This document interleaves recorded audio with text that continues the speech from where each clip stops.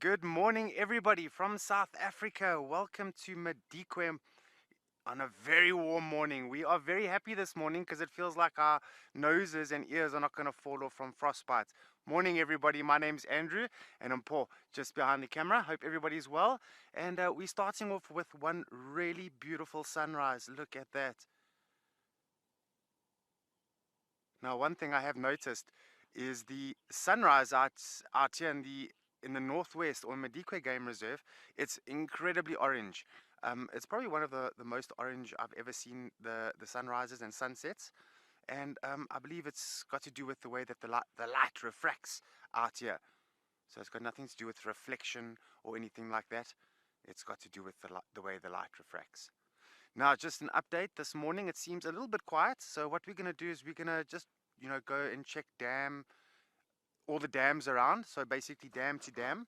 And then just moments ago, we heard some reports that some lions were heard roaring. And so we're just going to give the chaps a chance to follow up there, see if they can't manage to track those lions down. In the meantime, we are going to enjoy this western part of the reserve. It's beautiful.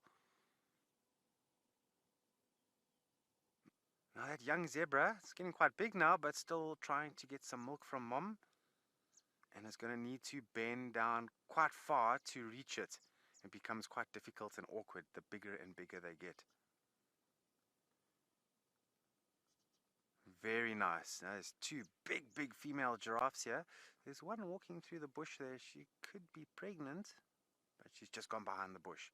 It's just amazing to see the condition of all the animals out here.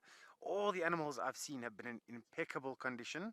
I've only seen one animal that looked like it could have been sick, and that was a blackback jackal, and it didn't have much of a tail, so it seems like mange is kicking into that blackback jackal that we saw.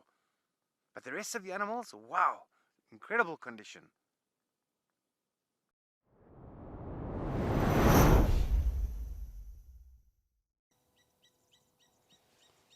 Right, sun is up. Sun is up. And it's going to rise quickly now. But just in time for us to have this beautiful scene laying out in front of us. And soon after this, we'll continue with. Oh, there's a buffalo. It's my snore buddy. You see him there, Banda? Just to the right. I heard him last night. He was close to my tent again. Okay. And he just mingles around in camp now. He's decided, no, today I think I need to move a bit into the bush.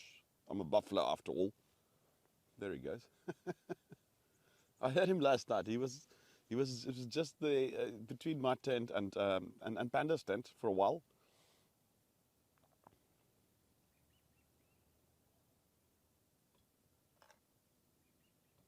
I'm not sure why he likes my tent so much. Now he decides that today I've had enough of the camp and the students and Chris. So I'm now going to be a buffalo and I'm going to head out into the bush. That's a nice start, setting up a sunset and having a little buffalo surprise.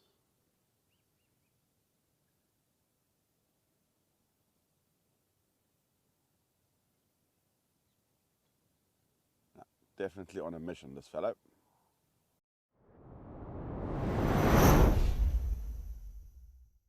A beautiful herd, and we're just going to keep a close eye. Maybe there might be something lurking in the background. Look at that, all spread out at the moment. So because they're so spread out for now,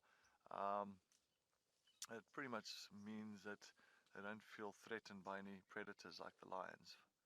If there is any threat, you'll find that these buffaloes will really kind of congregate much closer together and act as one to try and push those lions off.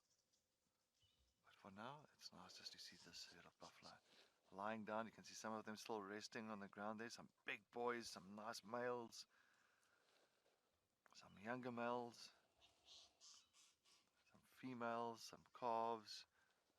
It's all happening here at the junction.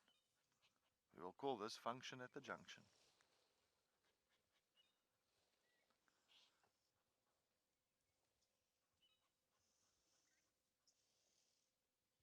usually they will still rest for a little bit, and then of course once that sun starts coming up and starts heating up the area, they'll find the buffaloes then will become a little bit more active, and they will try and go and look for a nice watering hole to go and have an early morning drink.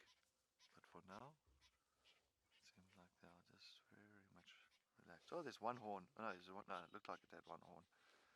So you got pretty much a nice two females there at the back end, and then of course the one far right is a male.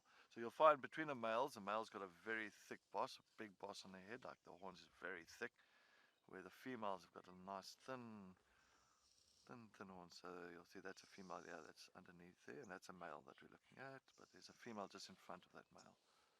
There's a male and female. I would like to be a buffalo, because you're going to get pestered by lions all the time. What do you think, Andrea? Sure. Well, I don't know. Those horns are pretty impressive. I wouldn't mind having a pair of those. Having a pair of horns. It's really amazing. The dominant male all the time, what does, he try to head the female in his favor all the time. You can see that if female goes out of his area, he try to push them a little bit more deep into his territory. That is the nature of a male, especially if he discover that the female, she will be in estrus not so long. You try as much as you can to secure that particular female, not for other male to access that female in order to mate. You tend to see that male rhino love to all the time really stay behind the female. But yeah, it's very interesting. The female there, she's very old. I don't think she can even go for oestrus. She's like almost towards the end of the life. And we know that she's been around here. We have a lot of history information with this particular female. She's been caught in a fire before. She's been on lots of things that happened to her around the area. She stays around with one sub-adult, which at the moment it does give a little bit of secure for the female and able to know if you want to find her, because lonely female to track, it could be a little bit difficult. A little female steenbok was always very relaxed here on this open clearing. And the male is around here somewhere. You usually see the two of them chasing one another, and during the afternoons or actually in the mornings as well. It looks like she's decided to go venturing on by herself. But also comparing to the impalas, you always find the impalas always in those big harems, breeding herds. And of course, these little steenbok are very much a solitary antelope.